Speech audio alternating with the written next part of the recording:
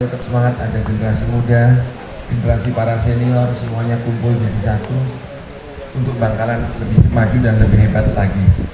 Terima kasih semuanya hadir dan tentu bersyukur Allah SWT bahwa kita semua diberi kesehatan, keselamatan, kekuatan untuk bisa hadir dan semangat menghadiri acara KPK. Bersama Pak Kiai Mati, Ketua MUI, Pak Direktur KPK dan juga teman-teman. Saya juga baru tahu kalau KPK ternyata punya komunitas di Bangkalan. Saya baru ngerti. Tadi saya nggak ngerti Pak. Yang saya tahu itu teman-teman pemerhati itu ada Pak Abdurrahman Thohir, ada Pak Hendra, ada Pak dari Madas, ada dari lagi satu saya sebut Ika Mabes ya, Ika Mabes. Saya kok dari sini apa pandangan saya udah kabur Pak. Karena teman-teman generasi muda saya juga baru tahu kalau ternyata KPK udah punya komunitas di sini. Jadi yang menyiapkan ini semua komunitas menjadi KPK dan mereka ternyata juga dengan Bangkalan ini cinta gitu ya, sangat perhatian dan saya terima kasih sekali. Dan kesempatan ini mohon izin tentunya dengan ridho Allah SWT juga kita ditemukan. Tolong mas-mas, mbak-mbak dan para senior sampaikan seperti apa keinginan Bangkalan untuk maju. Prinsip sekali lagi saya ulang, saya hanya ingin mengabdi di Bangkalan. Karena saya bekerja hanya sebagai PNS terbiasa melaksanakan tugas. Entah sebulan, 2 bulan, 3 bulan, alhamdulillah kok sekarang baru mau masuk 9 bulan, saya udah lemes banget sebetulnya. Udah lemes, tapi ya gimana lagi, tetap saya laksanakan tugas itu. Dan saya kepengen masukan dari para senior, tokoh-tokoh semuanya, termasuk adik-adik dan para muda juga tokoh, manfaatkan dialog dengan KPK ini, apa sih keinginan para warga Bangkalan terhadap KPK. Dan apa sih harapannya Bapak Ibu sekalian, Mbak-mbak, adik-adik semua, seperti apa Bangkalan ke depannya. Kalau saya sih kepengennya Bangkalan jangan kalah sama Sampang, jangan kalah sama Pamekasan, jangan kalah sama Sumeneb. Karena kita paling dekat dengan Surabaya. Masa di depan rumah kita nggak bisa ngapa-ngapain, itu sih harapan saya. Dan saya kepengen juga banyak investasi tertanam di sini. Di Pamekasan ada hotel, ada rumah makan yang selalu ramai. Di Sumeneb juga. Bangkalan yang lebih dekat dari Gresik, lebih dekat dari Pasuruan, kok ya nggak mau bikin perumahan di Bangkalan. Karena kan orang Bangkalan, orang Surabaya kalau butuh rumah di Bangkalan kan dekat. Tidak di Bang Suramadu udah sampai pusat kota tuh. Kalau dari sini saya apalin jalannya. Suramadu turun lampu merah, nyebrang lurus terus aja, mentok, belok kiri sedikit, belok kanan udah sampai Tunjungan Plaza. Kan deket banget pusat kota.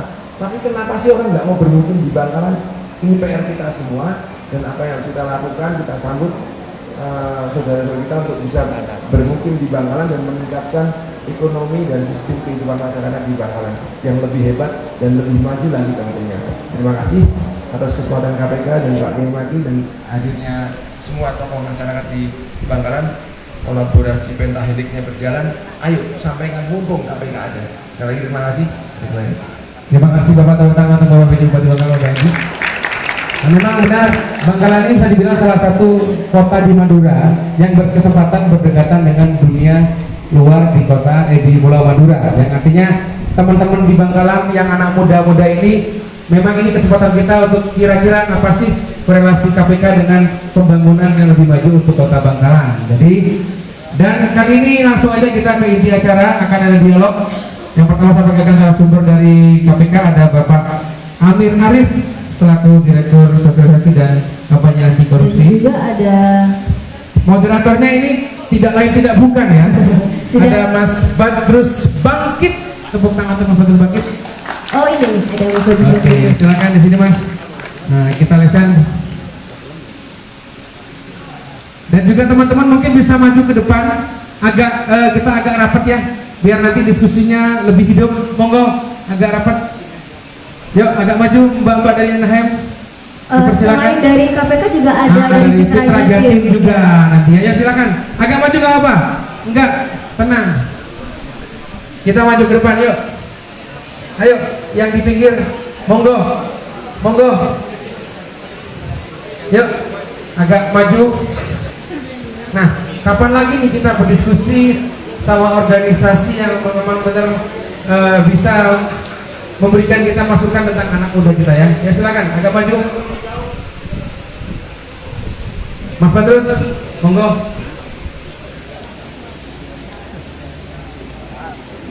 Mana?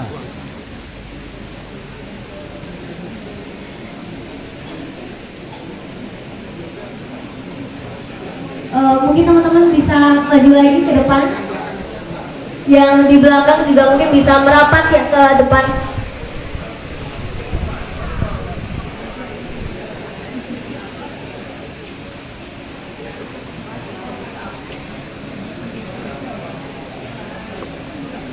Baik.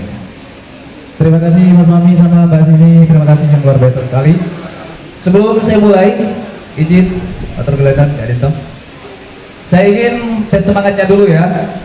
Ketika saya bilang roadshow bus KPK, teman-teman semua jawab, jelajah negeri bangun anti korupsi, sepakat? Roadshow bus KPK? Jelajah negeri. Kurang semangat sepertinya. Roadshow bus KPK? Bangun anti korupsi.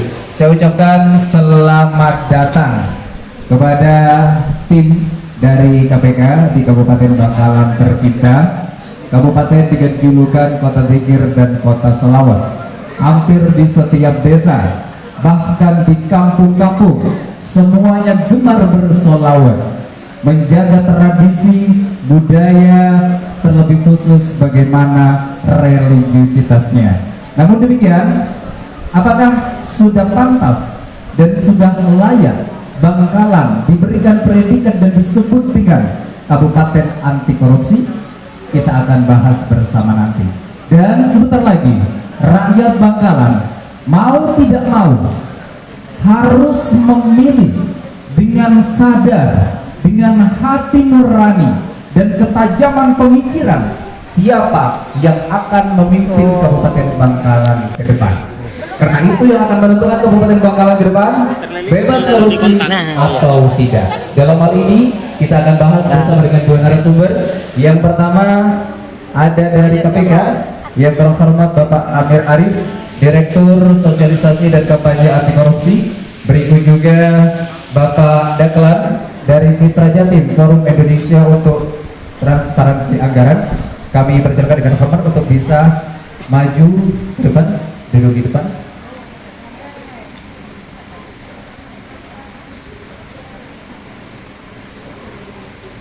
Baik. Dalam sesi temu komunitas ini, saya akan bagi menjadi dua segmen. Segmen yang pertama, nanti dari KPK, Bapak Amir Arif akan menyampaikan materi selama 15 menit. Ia kemudian dilanjutkan kepada Bapak Deklan dari Fitra Jatim untuk menyampaikan, dan selebihnya 60 menit sudah terpakai untuk menyampaikan materi. Selebihnya kita akan dialog. Semangat, sharing pemikiran, tarung pemikiran untuk bagaimana kita bersama-sama mengawal Kabupaten Bangkalan terbebas dari korupsi. Tepuk tangan untuk Kabupaten Bangkalan dan KPK. Kita semua di sini bebas nanti mau bertanya apa saja, mau menyampaikan gagasan dan bagaimanapun itu terhadap KPK, insya Allah akan dijawab dengan baik, lugas dan tuntas. Terlebih dahulu saya persilakan dengan hormat dalam waktu 15 menit kepada Bapak Amir Arif, Direktur Sosialisasi dan Kampanye Anti Korupsi untuk menyampaikan materi. Bismillahirrahmanirrahim. Assalamualaikum warahmatullahi wabarakatuh. Kurang semangat, saya ulangi lagi. Assalamualaikum warahmatullahi wabarakatuh. Waalaikumsalam. Nah gitu dong anak muda Bangkalan. Alhamdulillah, puji syukur kehadiran Allah Subhanahu Wa Taala kita bisa berkumpul pada pagi hari ini di dialog. Yang kami hormati Bapak PJ Bupati, Bapak Arif MND. Yang kami hormati Kiai Maci Nasir, Ketua MUI Bangkalan, Ketua PCNU Bangkalan, para senior, para kiai alim ulama, Kiai Imron ada hadir di sini, kemudian para aktivis senior, para pegiat hukum, kemudian jurnalis, para komunitas, para NGO, LSM, terutama yang hebat-hebat nih, adik-adik, anak-anak muda, komunitas, berbagai macam komunitas yang sudah berapa tahun terakhir ini kita selalu, walaupun jauh, tapi kami selalu mendengar rekam jejak hebat dari adik-adik semua. Ada komunitas Bangkalan Kreatif yang menyelenggarakan acara ini. Jadi sebenarnya tadi yang memimpin acara itu tuh Bangkalan Creative Hub, ya betul ya, Bangkalan Creative Hub. KPK tuh cuma ya support aja tuh, paling nyiapin lemper aja KPK ya. Nah sebenarnya anak muda ini yang bergerak pada pagi hari ini ada dari BEM juga, yang berseragam ini dari BEM sebetulnya ya. Ada UTM, ada Stikes, ada dari mana? Waduh, saya harus sebut karena ini anak-anak muda. Ada dari STAIS, kemudian dari Stikes dan Stikip PGRI. Alhamdulillah hari ini hari ketiga KPK khususnya Deputi Bidang Pendidikan dan Kesejahteraan Masyarakat hadir di sini. Ada paparan, silakan tolong bantu paparan dari langsung ke Trisulazan ya Mas Paki. Di hari pertama ketika kami membuka di hari Kamis 2 hari lalu, ketika kami bersama Pemda dan tokoh masyarakat bersama pelajar membuka acara ini, kami hadir di sini untuk pendidikan dan pencegahan. Saya sudah 11 tahun tidak hadir di Bangkalan. 11 tahun lalu saya pernah ke Bangkalan dalam kegiatan yang lain yang saya pikir sudah tidak perlu saya sebut lagi. 11 tahun ini kemudian akhirnya 2024 saya hadir lagi di sini. Tujuannya untuk pendidikan dan pencegahan. Mengatasi pelanggaran apapun. Dalam teori kriminologi, sebagaimana saya sampaikan di pembukaan, mengatasi pelanggaran apapun, kejahatan apapun, kejahatan jalanan, kejahatan keuangan, kejahatan ekonomi, tawuran remaja, kenakalan remaja, narkoba, apalagi korupsi, mengatasi kejahatan itu tidak bisa dan tidak cukup hanya dengan penghukuman dan penangkapan. Penghukuman, penangkapan, Pak, tangkap saja semua orang di sana, Pak, semuanya korup. Tidak bisa mengatasi kejahatan apapun dengan penangkapan. Mengatasi kejahatan remaja nggak akan bisa semua anak muda ditangkapin. Mengatasi tawuran remaja dan geng motor nggak akan bisa selesai kalau cuma nangkepin anak yang punya knalpot brong, nggak bisa. Dalam teori kriminologi sedunia, penangkapan, penghukuman adalah langkah terakhir. Mengatasi demam berdarah tidak cukup dengan ditepok, disemprot. Gak akan selesai nyamuk Aedes aegypti demam berdarah itu kalau cuma ditangkapin, ditepok, disemprot, pakai fogging sekalipun. Kalau sumber jentiknya menghasilkan jentik-jentik baru demam berdarah. Mengatasi perilaku dan orang koruptif tidak akan bisa selesai kalau sumber jentiknya melahirkan jentik nyamuk-nyamuk baru. Maka jangan heran kalau ada pimpinan organisasi ditangkap, wakilnya naik jadi pimpinan organisasi ditangkap juga, keluarga dari pimpinan yang baru naik lagi ditangkap, dan itu akan berulang, siklus manapun begitu. Dan itu bukan keberhasilan. Penegakan hukum tidak bisa cukup hanya dengan sebanyak-banyak yang ditangkap. Itu kata banyak sekali teori kriminologi manapun dunia. Di Korea Selatan, Singapura, negara maju sekalipun. Ukurannya adalah bagaimana kita menutup sumber jentik-jentik sehingga tidak lagi muncul perilaku koruptif dan orang korup. Bagaimana caranya? Dalam teori kriminologi ada namanya pendekatan 3 sula, 3-pronged approach, PRONG, pendekatan 3 cabang, prong approach. Pendekatan tadi yang saya sebut, penghukuman, penindakan, ditepok-tepok satu-satu, ditangkapin, itu adalah salah satu langkah saja dari 3 langkah yang harus sama kuatnya. Seringkali kami mendengar, Pak, nggak akan selesai Pak, nanti tangkap aja semuanya, putus satu generasi. Pernah nggak dengar wacana itu? Korupsi nggak akan selesai Pak, seluruh pejabatnya ditangkap, putus satu generasi. Pada akhirnya generasi yang baru lahir mengikuti perilaku sebelumnya. Ada banyak perilaku koruptif dilakukan oleh anak muda usia 28, 29, 30. Gara-gara apa? Sumber jentiknya tadi tidak sehat-sehat. Sistemnya masih buruk. Perilaku yang senior tadi masih diturunkan pada yang junior. Nah hari ini kita sama-sama nih. Jadi momentum bersama pekerjaan menutup jentik tadi bukan pekerjaan jumantik. Pernah dengar anak muda? Namanya jumantik. Juru tukang patroli pada jentik-jentik tadi kerjanya cuma keliling gitu ya. Tapi yang paling penting atasi nyamuk demam berdarah tadi, pendidikan dan pencegahan. Kejahatan apapun Langkah pertama adalah dengan edukasi, pendidikan. Sadarkan dulu, manusianya disadarkan, Pak, mana benar, mana salah. Jangan langsung, saya sudah bertahun-tahun bekerja, saya tahu kok, nggak usah diajari lagi. Itu paling sering tuh. Paling sering kalau sudah, saya nggak perlu diajari lagi, saya sudah tahu ini, nggak perlu diajari lagi. Kalau sudah begitu, biasanya ada godaan untuk salah langkah. Maka sangat penting pendidikan itu harus diulang berulang-ulang. Pendidikan itu paling penting agar tahu mana benar, mana salah. Yang kedua adalah dengan pencegahan, perbaikan sistem. Bagaimana sistemnya? Tolong bantu Mas Fakih. Kita lihat dashboard ukuran pencegahan korupsi di Kabupaten Bangkalan. MCP-nya kita lihat. MCP adalah satu ukuran untuk mengukur pencegahan korupsi di tiap-tiap kabupaten kota pemerintah daerah, termasuk juga provinsi. Beberapa dari skala 0 sampai 100 semakin tinggi nilainya, itu menandakan bahwa sistem pencegahan korupsinya semakin baik. Dari 0 sampai 100 skalanya, kalau makin tinggi artinya sistem pencegahan anti korupsinya semakin baik. Yang diukur di MCP macam-macam. Mudah-mudahan tidak terhalang di sini. Ada 7 ukuran. Bagaimana? Lihat kiri bawah. Lihat. Bagaimana satu pemerintahan itu mengelola perencanaan dan penganggaran APBD-nya baik atau sehat, koruptif atau tidak. Kemudian yang kedua, bagaimana pengelolaan pengadaan barang dan jasa, pelayanan perizinannya. Tengah itu kecil sekali. Pengawasan, aparat pengawasan internal pemerintah, inspektoratnya seperti apa.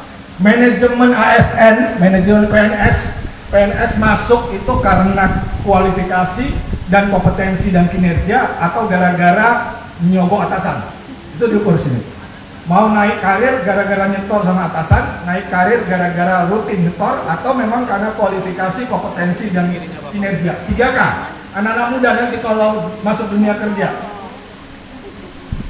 prestasi seorang pegawai ditentukan oleh 3K. Itu yang disebut dalam merit system. Negara maju mengukur prestasi pegawai dengan 3K. Kualifikasi, kompetensi, kinerja. Orang naik karir harus gara 3K. Bukan karena kedekatan dan apalagi nyetor sama atasan. Itu diukur di manajemen ASN. Kemudian optimalisasi pajak daerah. Bagaimana pajak daerah ini bisa jadi andalan untuk mendapatkan pendapatan asli daerah. Teman-teman pasti tahu, anggaran APBD tiap pemerintah daerah itu sumbernya 2. Satu, dukungan dari pemerintah pusat. Namanya ada DAU, ada DAK, dana perimbangan keuangan, macam-macam. Tapi yang terakhir ada pendapatan asli daerah PAD, itu bersumber dari pajak daerah. Beragam kemampuan pemerintah daerah sangat tergantung pada independensi dan kekuatan dia mengumpulkan pendapatan daerah. Makin dia kuat, maka dia makin dapat membangun dengan cepat. Yang terakhir, pengelolaan BMD, pengelolaan barang milik daerah. Dia mengelola asetnya, tanahnya, aktifanya, mobilnya, kendaraannya. 7 ini. Berapa tahun yang lalu, tahu nggak pontennya Bangkalan? Di bawah 30. Jadi kalau nilai itu merah, benar. Dan sekarang berapa tahun terakhir, itu naik jadi 83. Boleh tepuk tangan. Tapi ini, lagi-lagi, ini bisa naik turun. Tergantung apa? Tergantung kerja dan komitmen semuanya. Komitmen pimpinan, Pak PJ Buk ataupun pimpinan kepala daerah, OPD di bawahnya, masyarakat terutama, agar konten ini nggak naik turun. Kita temukan banyak konten yang naik turun. Sebentar, naiknya 80, toto anjlok. Turunnya di mana? Gara-gara apa? Gara-gara pengawasan lemah, pengelolaan APBD-nya lemah. Itu konten yang pertama ya.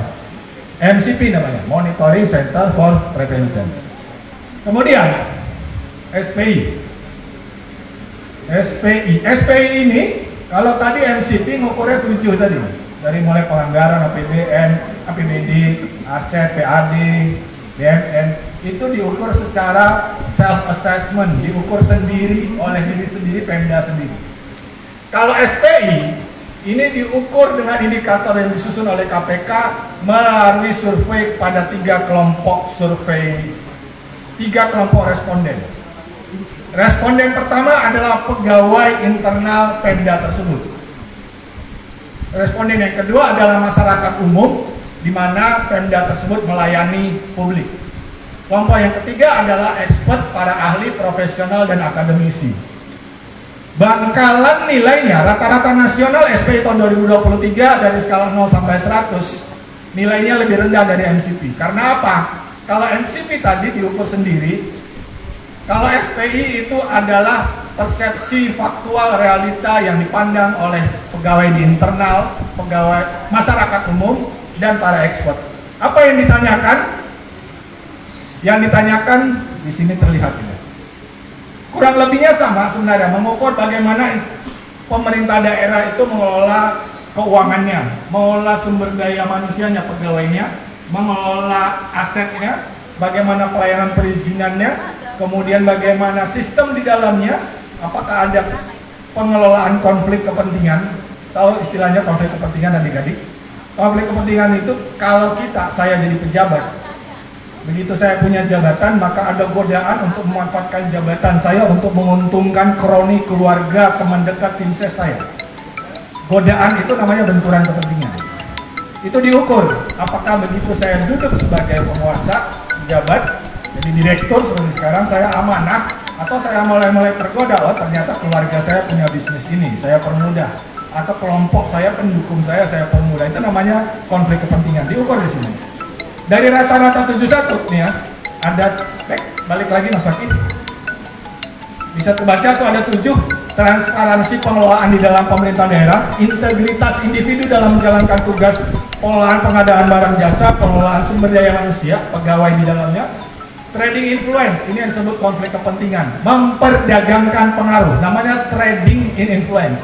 Saya punya kekuasaan, saya duitin, saya dagangin.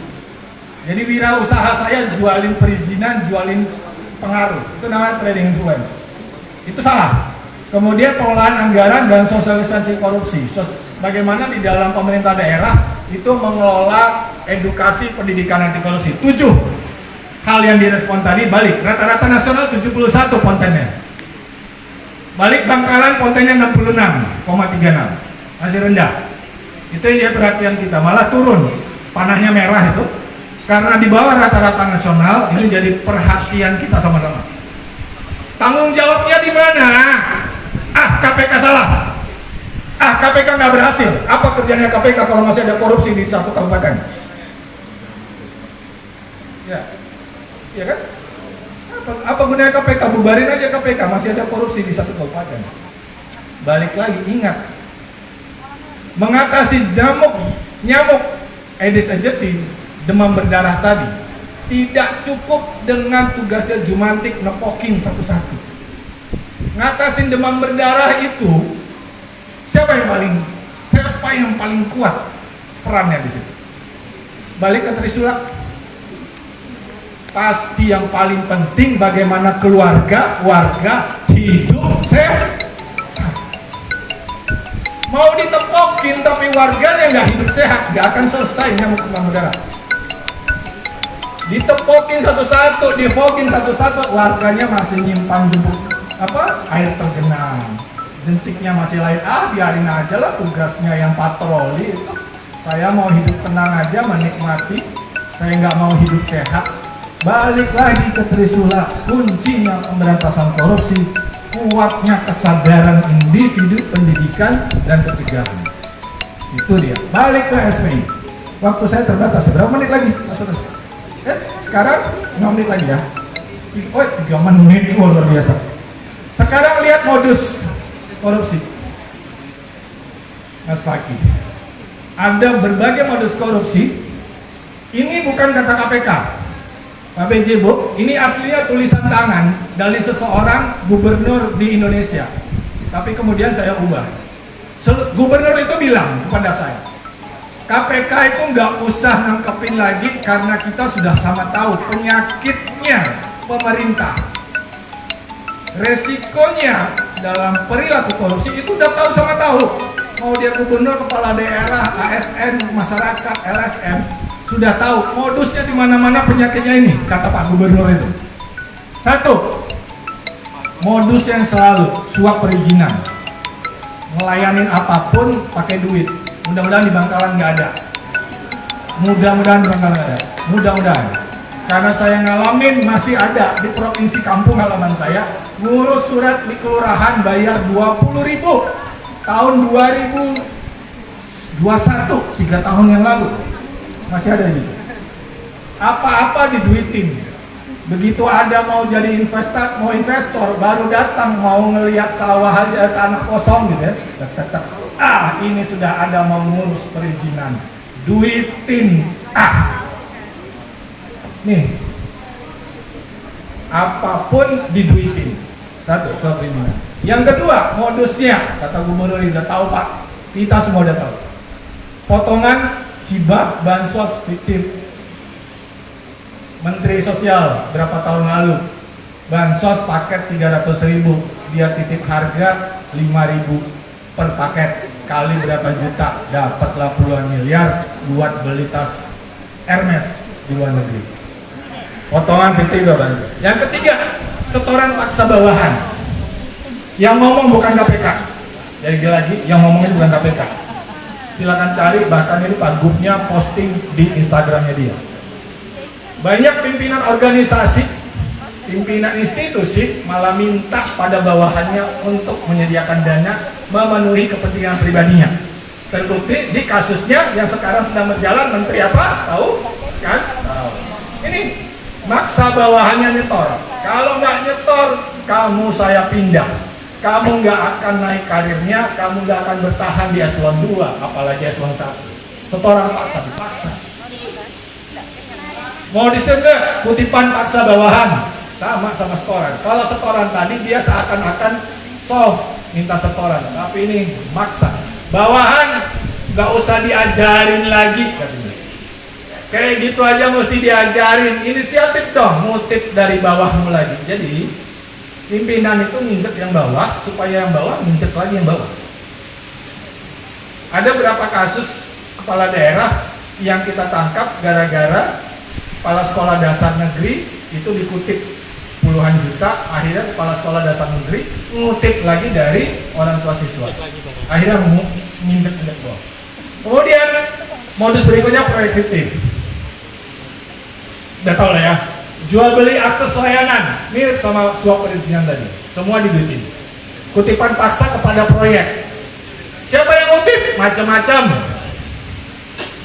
Proyek baru pasang pelang sudah banyak yang motret, minta setoran keamanan, uang pengamanan, uang kebijakan, uang pendampingan, tanda petik semua tapi tanda petik semua. Nih kutipan paksa pada proyek.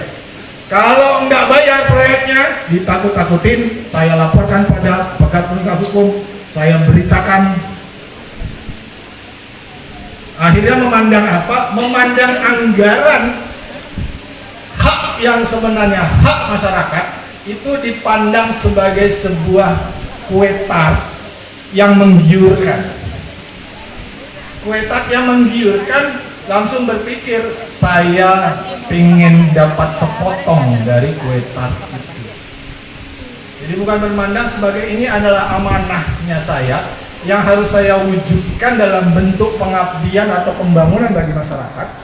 Tapi saya pandang sebagai kue tart, masa kamu saja yang makan, saya harus dapat dong sepotong. Minta dong uangnya, minta dong pengamanannya, minta dong uang pendampingan segala macam. Akhirnya kue tadi yang harusnya 100% buat publik, tapi 20-30% lenyap ke beberapa pihak yang ujung-ujungnya dimakan.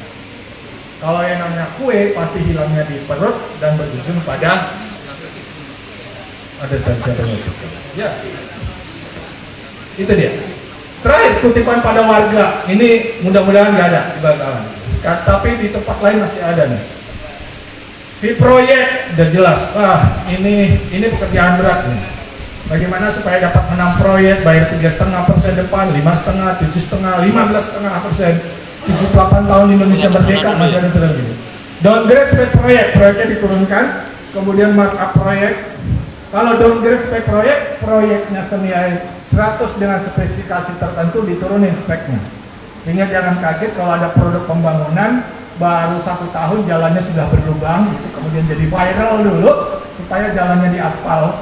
Kemudian Pak Kaproyek, ini berapa kali kita kejadian jual beli jabatan, sama seperti setoran paksa dan kutipan. Mau naik pangkat nyetor, main apa-apa nyetor. Ini balik lagi, ingat anak muda, 3K, kualifikasi, kompetensi, kinerja. Kualifikasi, kompetensi, kinerja. Naik pangkatmu harus karena kualifikasi, kompetensi, kinerja, bukan gara-gara nyetor pada atasan. Terus lanjut. Nah, sekarang kita singkat saja. Saya pikir itu yang mau kita dialogkan hari ini. Kita ingin dengar dari berbagai, ada para senior, alim ulama, gurunda, orang-orang terhormat dari kita Bangkalan yang suaranya begitu mencintai Bangkalan. Anak-anak muda tentu saja perspektifnya terhadap Bangkalan. Saya percaya ini rumah Bapak Ibu sekalian. Saya saja yang baru 2 kali 10 tahun lalu sudah jatuh cinta bagaimana melihat Bangkalan begitu indah gitu ya, tidak jauh dari Surabaya gitu. Sekarang ukurannya tadi MCP-nya seperti apa, ada perbaikan, tapi SPI-nya masih di bawah rata-rata nasional. Ini pekerjaan bersama. Pekerjaan bersama, pekerjaannya Pak PJ Bu mungkin cuma sebentar di sini, tapi pasti nanti pimpinan berikutnya, kepala daerah berikutnya, dan pasti pemilik rumah ini adalah Bapak Ibu sekalian yang pasti cintanya pada Bangkalan melebihi pada kami gitu. SPI tadi balik. Bagaimana caranya tadi? Pendidikan dan pencegahan sangat penting. Gak akan selesai dan bukan prestasi, kata Presiden Joko Widodo. Saya nggak akan lihat prestasi aparat penegak hukum cuma dengan nangkep-nangkepin. Tapi tujuannya dalam hukum pidana itu Pak, ada istilah tujuan dari pemidanaan adalah ultimum remedium. Ada anak hukum di sini kan? Kemarin di UTM saya tanyakan. Ultimum remedium itu bahasa Latin. Ultimum artinya optimal, remedium artinya pemulihan. Artinya pemulihan optimal. Tujuan dari penegakan hukum adalah memulihkan kondisi sebelum terjadinya kejahatan. Apapun itu, kejahatan pencurian itu dipulihkan, hasil yang dicuri dikembalikan. Begitu juga dengan penanganan hukum korupsi. Mengembalikan kerugiannya, dikembalikan lagi ke kondisi semula. Berapa tahun yang lalu kasus korupsi yang ditangani di Bangkalan, pengembalian kerugian keuangan negaranya itu sudah dikembalikan oleh KPK ke kas daerah gitu. Kas daerah Bangkalan. Nah itu nanti artinya apa? Apa yang sudah mungkin hilang itu dikembalikan dan jadi amanah baru. Ini tugasnya Bapak Ibu sekalian, terutama pemerintah daerah. Setiap pengembalian nanti jadi amanah baru, dipulihkan, tidak maksimal pasti. Kerugian negara itu seringkali tidak bisa ditelusuri, kemudian bisa dikembalikan sepenuhnya. Tapi ultimum remedium, dipulihkan seoptimal-optimal. Kalau sudah kembali, diselamatkan, manfaatkan itu buat pembangunan. Hari ini saya berharap dialog dari senior, ulama, gurunda, para LSM, jurnalis yang punya semangat anti korupsi, adik-adik BEM dan aktivis untuk mendapatkan gambaran yang tepat. Kami manfaatin waktunya tidak terbatas sekali ya, punya 45 menit lagi. Terima kasih. Mohon maaf kekurangan, nanti kita dialog. Allahumma afiq ila qaumin thoriq. Assalamualaikum warahmatullahi wabarakatuh. Luar biasa sekali. Kita berikan tepuk tangan untuk Bapak Amir Arif. Luar biasa sekali teman-teman. Dan perlu saya informasikan bahwa yang hadir di sini kurang lebih ada 25 komunitas. Tepuk tangan. Ini adalah sebuah bukti bahwa kita semua peduli terhadap Kabupaten Bangkalan ke depan, jauh lebih baik lagi ke depan. Di antaranya saya mohon maaf tidak sebutkan semua. Ada inisiatif Bangkalan dari BEM, NHM, terus KWP Jurnalis, Paguyuban Kacang Cepik, Masyarakat Lumpur, Jateng Jatim, dan banyak lagi. The Singers hadir semua. Luar biasa, terima kasih. Dan masih banyak lagi. TKCI, Komunitas Kona, dan Gekraf, Vlogger, PKPMI, dan semuanya. Mohon maaf tidak bisa saya sebutkan satu persatu. Tadi disampaikan, saya mengutip sedikit apa yang disampaikan oleh sambutan Bapak PJ Bupati, bahwa kita semua di sini ingin mendengar apa yang diinginkan oleh masyarakat Bangkalan terhadap bagaimana KPK dan kemudian untuk Bangkalan ke depan. Berikut juga tadi saya juga mendengar apa yang disampaikan oleh Saudara Abdurrahman Tahir, bahwa KPK ini belum bisa berbuat apa-apa, kurang lebih begitu ya statementnya ya. Nanti bisa dipertanggungjawabkan itu, bisa dilanjutkan. Siap ya? Oke. Selanjutnya kita akan dialog secara langsung dan teman-teman komunitas semua di sini bebas mau tanya apa saja untuk kemajuan Kabupaten Bangkalan. Titik mana yang rawan korupsi kita bahas semua di sini, kita carikan solusi bersama untuk bagaimana Kabupaten Bangkalan baik dan lebih baik lagi ke depan. Namun sebelum itu, saya ingin bertanya terlebih dahulu kepada Bapak Daglan ya dari Fitra Jatim. Di bus KPK roadshow yang bus di sana itu ditulis hajar serangan fajar. Ini maksudnya apa, Pak? Serangan fajar itu serangan nuklir, bom atom, atau bagaimana? Karena sebentar lagi kita akan menghadapi pilkada ini, Pak. Boleh dijelaskan, Pak? Bagaimana itu? Baik, terima kasih. Assalamualaikum warahmatullahi wabarakatuh. Yang saya hormati Pak PJ Bupati Bangkalan, yang saya hormati Yai dari MUI selaku Ketua MUI, dan dari perwakilan KPK Pak Amir dari pencegahan di KPK. Sebelum saya menjawab pertanyaan moderator, saya ingin ada pantun ya.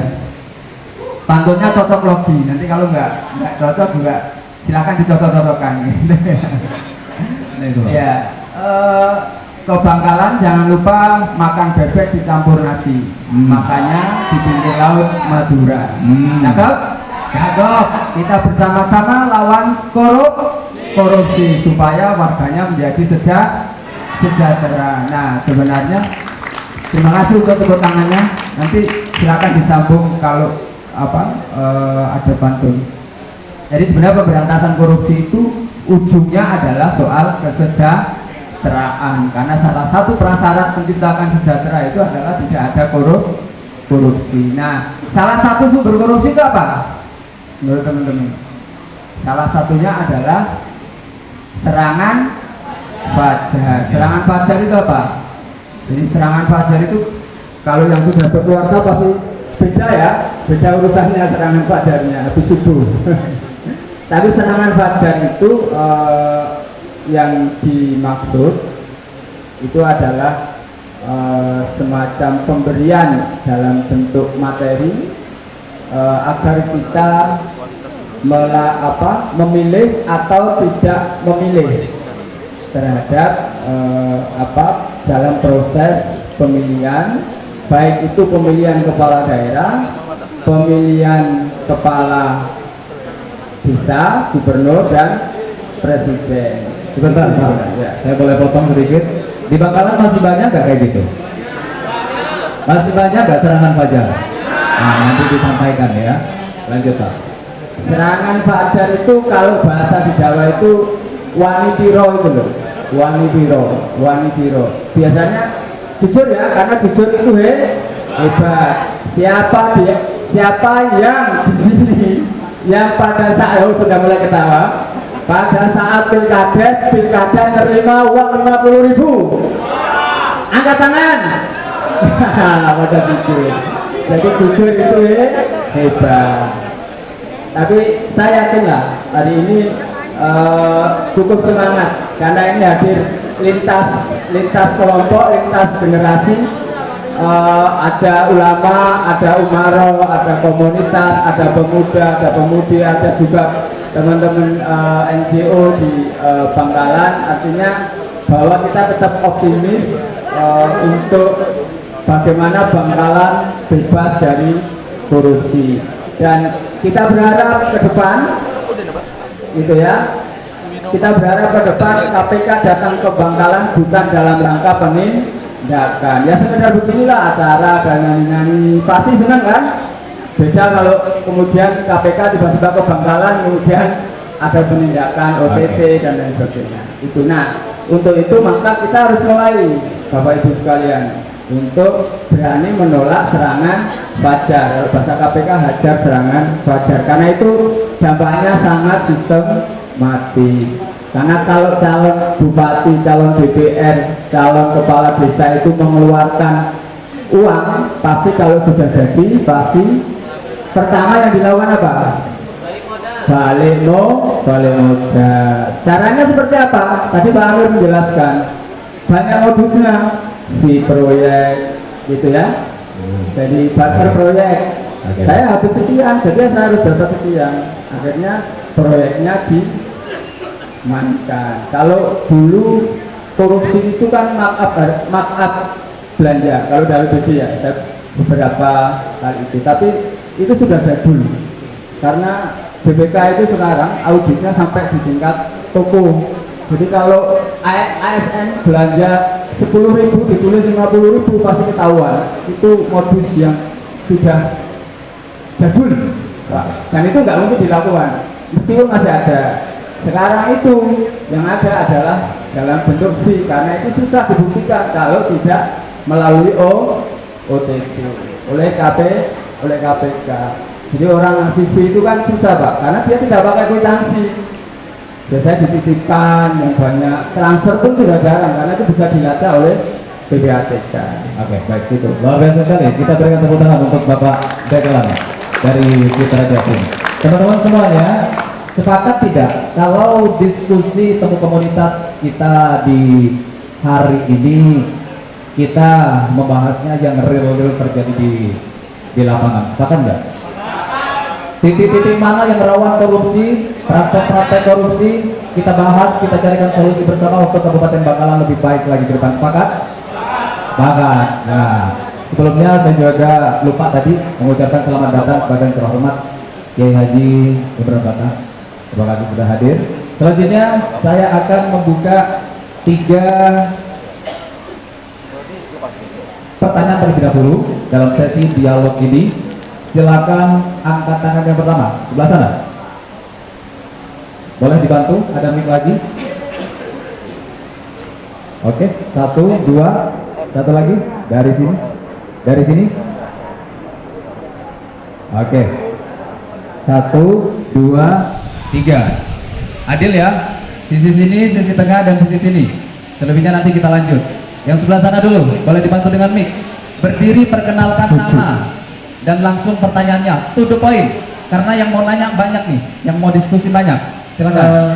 Assalamualaikum warahmatullahi wabarakatuh. Saya Agus Suberi dari blogger Kabupaten Bangkalan, dan saya ingin menanyakan kepada organisasi KPK sendiri. Kita lihat fakta di lapangan banyak banget. Maaf, dengan Mas siapa? Dengan Mas Agus. Mas Agus, oke. Kita lihat fakta di lapangan bahwasanya kinerja KPK saat ini setengah disorot ya. Terutama terjadi 2 kasus, yang kasus Timah sama kasus yang SLT sendiri. Dan saya pertanyakan bagaimana sebenarnya sih etos kerja daripada KPK itu sendiri, dan mengapa KPK lambat sekali dalam menangani sebuah perkara korupsi itu sendiri. Masa sih Mas? Masa sih lambat Mas? Assalamualaikum warahmatullahi wabarakatuh. Kita berikan tepuk tangan untuk Mas Agus. Saya tampang dulu pertanyaannya. Oke, yang selanjutnya, pertanyaan kedua, silakan berdiri, perkenalkan nama dan dari komunitas mana.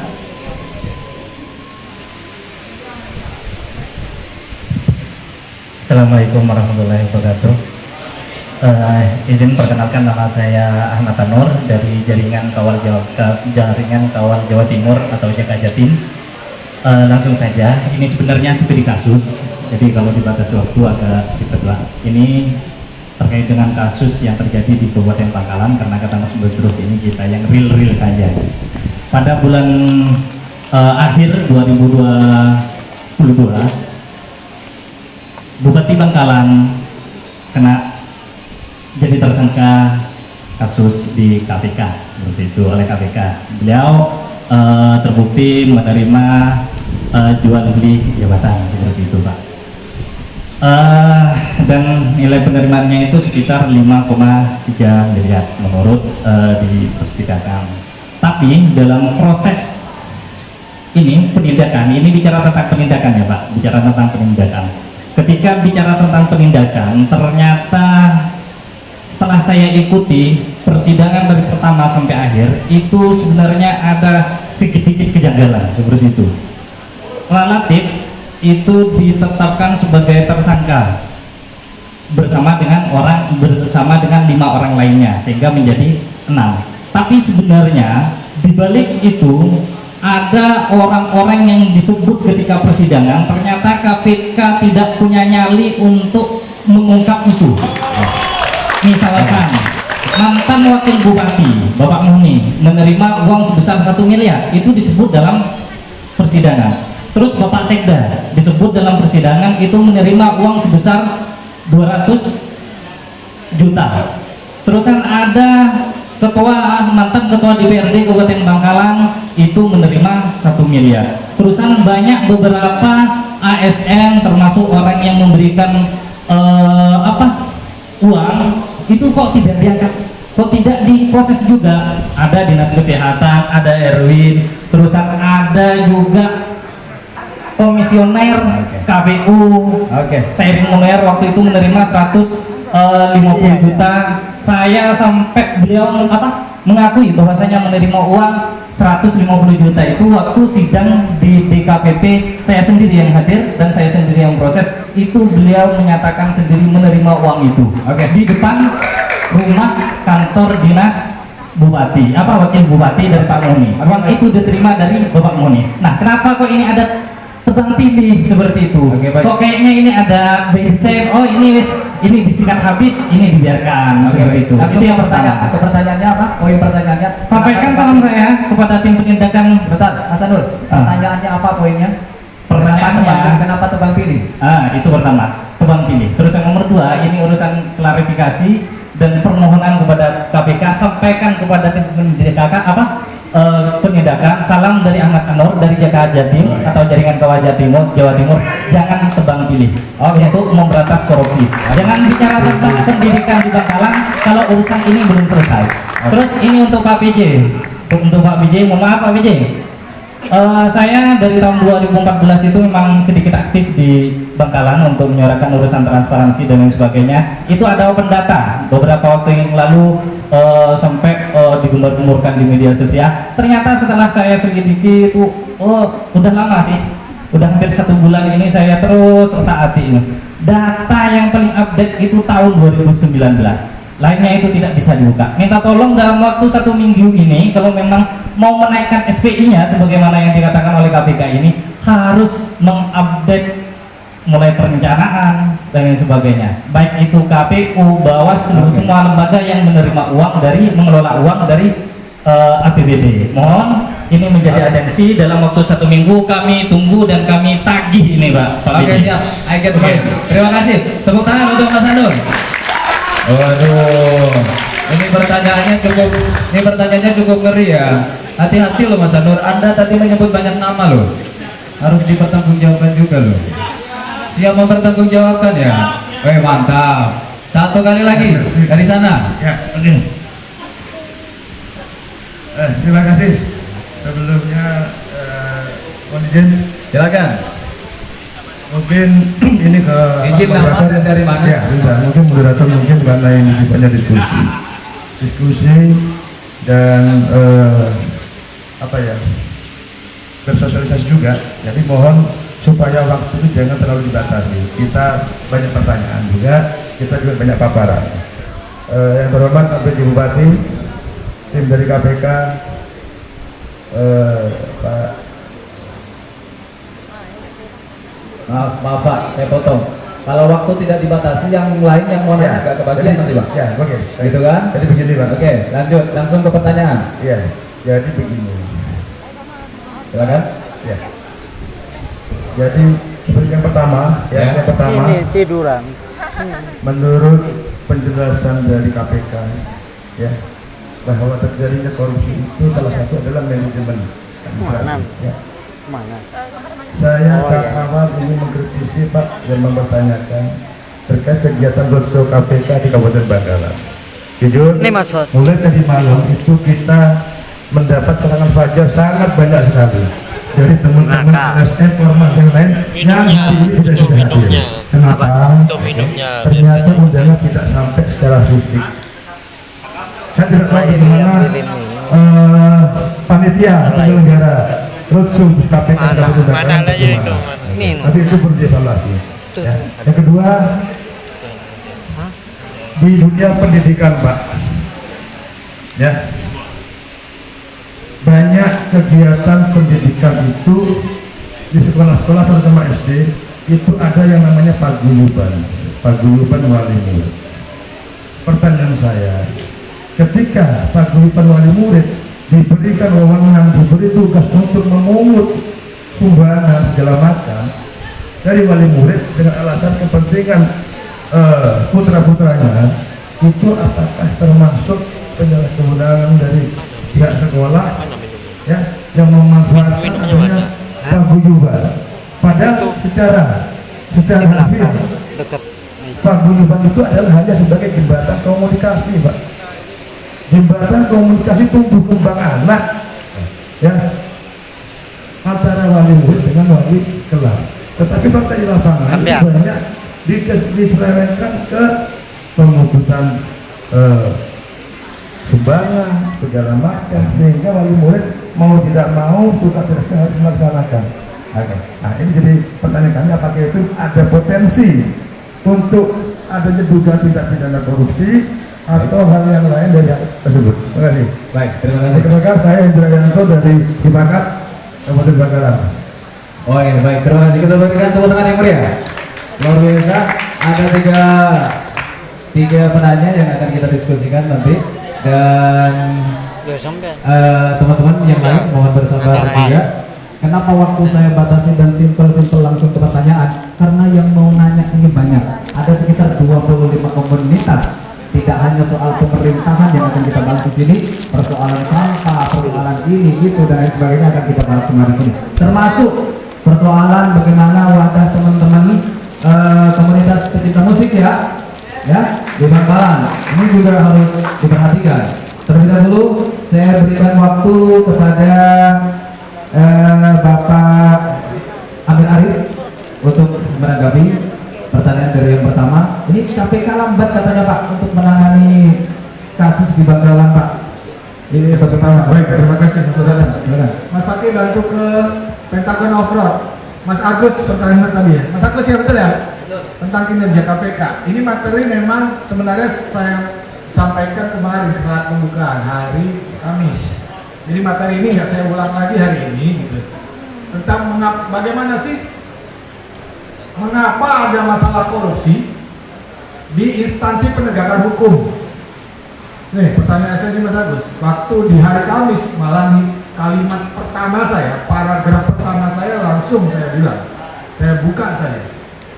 Ada instansi pemerintah tersandung masalah korupsi, lembaga tinggi tersandung masalah korupsi, Mahkamah Agung ada hakim agungnya tersandung masalah korupsi, BPK ada pimpinannya tersandung masalah korupsi, pimpinan daerah, instansi pemerintah daerah tersandung masalah korupsi, instansi penegakan hukum pemberantasan korupsi ada masalah korupsi di dalamnya. Mengapa itu ada? Ada teori Mas Agus, saya singkat aja, waktunya terbatas, tapi ada namanya segi 5 penyebab korupsi. Satu saja, pemicu paling pertama itu di tengah bawah. Resiko korupsi itu karena kekuasaan. Apapun institusinya, instansinya, maka orang yang punya kekuasaan, punya kapabilitas, bahasa Inggrisnya itu capability. Mohon maaf saya pakai bahasa Inggris karena teorinya Pentagon Off-Road ini dari Fraud Examiner, Association of Fraud Examiner. Jadi asosiasi penguji kecurangan, penguji korupsi internasional. Jadi ditemukan fenomena korupsi di seluruh dunia itu bukan berkaitan dengan masyarakat sana budayanya seperti ini, masyarakat timur ternyata seperti ini, masyarakat barat seperti ini, masyarakat negara maju, usia muda, usia tengah pendidikan, tidak. Paling dasar pemicu korupsi karena kekuasaan, capability. Anak muda pasti tahu, power tends to corrupt, kata Lord Acton. Kekuasaan itu tendensinya akan memicu godaan untuk curang. Makanya begitu ada kekuasaan, duduk dalam jabatan, duduk jadi penegak hukum, duduk jadi pemimpin organisasi, maka selalu ada itu. Resiko itu harus selalu ada. Cara ngatasinnya, Mas Agus, kiri dan kanan. Kiri bawah itu individunya itu nggak boleh arogans. Karena begitu arogans, merasa sok paten sendiri, merasa paling benar sendiri, pasti akan salah langkah. Maka individunya harus dibikin sadar hukum, dibikin tawadhu dulu, sadar, dikasih tarbiyah dulu, pendidikan dulu supaya nggak curang. Yang paling penting, yang kanan juga sama pentingnya, tidak ada kesempatan untuk berbuat curang. Ingat, kejahatan terjadi bukan hanya ada karena niat, tetapi karena ada kesempatan. Jadi kesempatannya ditutup. Kesempatan yang ada adalah kesempatan berbuat baik, bukan kesempatan berbuat curang. Itu ya, mudah-mudahan terjawab. Kedua, Bang Ahmad Nur, jual beli jabatan, kasus jual beli jabatan yang lalu. Kemudian bagaimana pihak yang lain? Saya sering mendengar setiap ke daerah, saya akan mendapatkan pertanyaan ini. Pak, KPK tebang pilih. Pak, KPK harusnya kayak Sumatera Utara, seluruh pejabat eselon 2 sama DPRD-nya 80 orang masuk kandang. Riau semuanya masuk kandang, Pak. Jambi semuanya masuk kandang, Pak. Apakah itu prestasi? Kalau bisa, Pak, KPK nggak bisa, saya percaya. Cuma 5 orang aja ditangkap, Pak. Yang lain bapak itu, bapak ini A, B, C, D, tangkap aja, Pak. Yang lain main kok, Pak. Gitu ya, Bang Ahmad, Pak. Iya. Jadi setiap daerah saya selalu begitu. Oke. Selalu begitu, maka tapi kewenangannya ada di mana? Karena saya di pendidikan, tidak bisa ngeluarin statement tentang penindakan. Kewenangannya ada di penyidikan. Apakah nanti perkaranya memang menurut penyidikan dan proses pengadilan akan seperti pembuktian yang terjadi di tempat lain, misalnya ya, kayak Jambi gitu ya, semuanya anggota DPRD sama beberapa eselon 2-nya tangkapin. Sumatera Utaranya gubernurnya ganti, dari gubernur lagi, 3 gubernurnya habis, DPRD-nya habis, tangkapin semua. Apakah begitu? Itu kewenangan penyidikan. Kewenangan penyidikan proses pengadilan. Apakah memang itu harus ditindaklanjuti? Nanti kita lihat. Kewenangan penyidikannya seperti apa? Nanti saya sampaikan salam dari Bang Ahmad, special mention. Kalau perlu special mention kepada penyidik, mudah-mudahan begitu. Terus Bang Hendra dari Pakat, undangannya memang di surat itu cuma 32 pihak, 25 LSM, lainnya orang per orang nih, kayak Bang Hendra tuh khusus. Jadi khusus diundang para alim ulama, gurunda, kiai, itu namanya disebutkan karena LSM, para jurnalis juga sebutkan. Yang paling banyak memang aktivis anak muda ini, komunitas dari segala macam aktivitas seni. Apakah itu nanti perlu forum lagi? Oke, kami siap. Kapan lagi dia? Waktunya terbatas sebenarnya, sampai zuhur. Nggak boleh sampai azan, Pak. Katanya diingatkan nggak boleh sampai azan, tapi ngobrol-ngobrolnya bisa kapanpun. Tapi yang kedua, dunia pendidikan. Ini mau masuk PPDB, adik-adik ya, rawan banget sama kutipan. Nah, sebenarnya dalam beberapa tahun terakhir kita sudah koordinasi sama Kementerian Pendidikan, melihat gejala banyaknya pembayaran lebih dari wali murid. Akhirnya kemudian ada aspirasi juga, mungkin aspirasi dari sekolah kepada Kementerian Pendidikan. Akhirnya membedakan mana pungutan, mana sumbangan. Akhirnya dibedakan terminologi dua itu. Kalau pungutan itu mandatori, wajib, agak sedikit paksaan, tidak boleh. Tidak boleh ada pungutan. Tapi ada bahasa halusnya, sumbangan. Akhirnya itu pakai komite sekolah, paguyuban wali murid, dengan alasan banyak aktivitas ekstra sekolah, ekstra kegiatan bagi murid yang tidak atau belum bisa dipenuhi dari dana BOS atau dana sekolah. Akhirnya pakai sumbangan dengan syarat tidak boleh ada paksaan dalam bentuk jumlah dan harus konsensual, kesepakatan. Kalau tadi dipaksaan tidak boleh. Tapi lagi-lagi, kalau kami nggak begitu Pak, kualitas sekolah dasar negeri akan kalah terus dengan sekolah dasar swasta IT katanya. Nah itu juga SMP gitu. Kapan kami bisa unggul sama SMP swasta yang bersedia? Nah itu tapi dilematis ini ya. Tapi bedanya adalah pungutan wajib tidak boleh. Sumbangan itu tadilah lagi-lagi diserahkan kepada konsensual wali murid. Itu walaupun memang belum terpuaskan. Ada sebagian wali murid, saya bersedia lah bayar 100.000 asal anak saya punya pengalaman ekstra kurikuler, ekstra sekolah yang lebih baik, nggak mau kalah sama SD swasta yang itu yang lebih mampu. Oke, baik, terima kasih Pak Arif. Kita berikan tepuk tangan yang meriah. Selanjutnya juga saya berikan kepada Bapak Dagelan untuk bisa berdiri ya dan juga memberikan wawasan ya terhadap kita semua bagaimana sih untuk penguatan terhadap diri kita agar kita tidak juga larut terhadap praktek-praktek yang berpotensi menjadi korupsi begitu. Salah satu contoh tadi di pendidikan itu ada iuran atau pungutan, apakah termasuk terhadap tindak korupsi atau tidak? Itu juga mohon untuk diberikan penjelasan bagaimana penguatannya terkait dengan jawaban yang sudah disampaikan oleh KPK. Mas Anur puas atau tidak dipikirkan juga nanti tanggapannya, saya juga minta tanggapannya. Dan Bapak yang di sebelah sana juga puas atau tidak dengan jawabannya juga nanti dipikirkan, saya juga akan minta tanggapannya lagi. Dan teman-teman yang lain juga dipersiapkan juga pertanyaannya. Silakan Bapak Deddy. Baik, terima kasih Mas Moderator. Saya kira saya tidak masuk dalam soal yang disampaikan Mas Anur ya. Jadi itu soal sudah masuk proses hukum dan saya kira tentu nanti KPK punya punya jawaban gitu ya terkait itu. Mungkin belum Mas Anur, tunggu aja sabar gitu ya. Bapak Ibu sekalian, jadi saya kira yang perlu kita pikirkan hari ini adalah bagaimana masa depan pemberantasan korupsi yang akan datang gitu ya. Tadi Pak Amir mengatakan bahwa salah satu kuncinya adalah soal membangun integritas.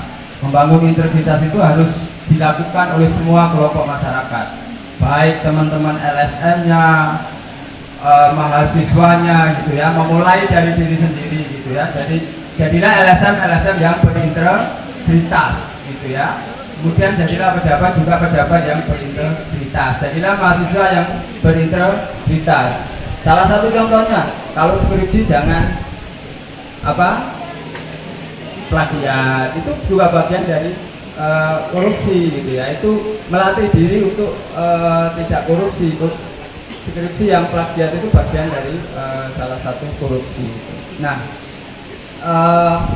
karena korupsi itu salah satu dampaknya adalah soal pelayanan. Seperti tadi bos ini menjadi fenomena setiap tahun Pak, kasus setiap tahun pungutan di sekolah. Bahasanya sekarang itu infak tapi ditentukan jumlahnya, sifatnya memaksa gitu ya. Ini juga menjadi PR. Nah, kenapa biasanya kalau di sekolah itu karena ada semacam dalam tanda petik ya sertifikasi dari komite sekolah. Nah, oleh karena itu memang penting ini Pak PJ juga mungkin bagaimana juga melakukan penguatan kepada komite sekolah, karena dampaknya cukup luas dan cukup serius Pak. Jangan sampai komite ini hanya menjadi tukang stempelnya sekolah untuk memungut dengan alasan bosnya kurang dan lain sebagainya. Padahal kalau kita lihat di sekolah itu saya juga wali murid Pak. Tapi tidak pernah sekolah itu misalnya bos kita sekian digunakan untuk sekian gitu ya. Ini yang kurang ini itu tidak pernah. Nah, sehingga salah satu hal yang penting kita dorong itu adalah soal tata kelola. Tata kelola itu soal transparansi, soal partisipasi dan soal akuntabilitas. Selain juga pemberantasan korupsi itu butuh kepemimpinan yang kuat. Ini menjadi salah satu hal. Jadi kalau pejabat itu bukan manusia sembarangan. Biasanya pejabat itu kan berdalih kita juga